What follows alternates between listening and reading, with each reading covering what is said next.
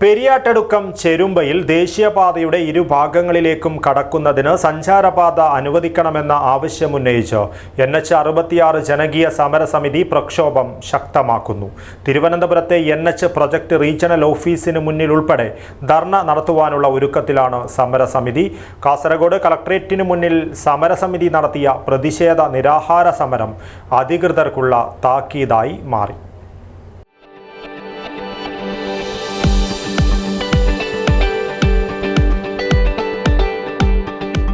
കരുതലിന്റെ കാവൽ ഇനി ഇവിടെ. വിൻടച്ച് multi speciality hospital, Kasaragod. NH-66 സമരസമിതിയുടെ 24 മണിക്കൂർ നിരാഹാര സമരമാണ് കളക്ട്രേറ്റിന് മുന്നിൽ സംഘടിപ്പിച്ചത്.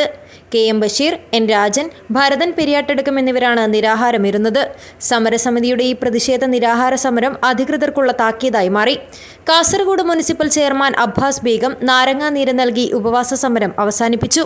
അതിനുശേഷം ഒരുപാട് സ്ഥലത്ത് നാടിൻ്റെ ജനങ്ങളുടെ ആവശ്യപ്രകാരം പല മേഖലകളിലും മാറ്റങ്ങൾ ഉണ്ടാക്കിക്കൊണ്ട് അവിടുത്തെ ജനങ്ങളെ സഹായിക്കുവാൻ വേണ്ടി അവർ മുമ്പോട്ട് വന്നിട്ടുണ്ട്. പക്ഷേ ചില സ്ഥലങ്ങളിൽ ഇപ്പോഴും വലിയ ബുദ്ധിമുട്ടുകളും പ്രയാസങ്ങളും ഇവിടെ ഉണ്ടാക്കിക്കൊണ്ടിരിക്കുകയാണ്. അപ്പം നാടിൻ്റെ വികസനത്തിന് ആരും എതിരല്ല. നാടിൻ്റെ വികസനം എല്ലാവരും വേണമെന്ന് പറയുന്ന കൂട്ടത്തിൽ തന്നെയാണ് ഇവിടെ ഈ നിരാഹാരത്തിൽ ഇരിക്കുന്ന ആളുകളൊക്കെ ഉള്ളത്. പക്ഷേ അത് നല്ല രീതിയിലായിരിക്കും എന്നുള്ള രീതിയിൽ ചിന്തിച്ചുകൊണ്ട് പ്രവർത്തിക്കുന്ന നിരാഹാര സമാപന പരിപാടിയിൽ ഖലീൽ ബങ്കണ, ആഷിഫ് സഹീർ, ഹക്കീം കുന്നിൽ, അസ്ലം ബങ്കണ, നൌഷാദ് ബങ്കണ എന്നിവരും സംസാരിച്ചു. News bureau, Kasaragod.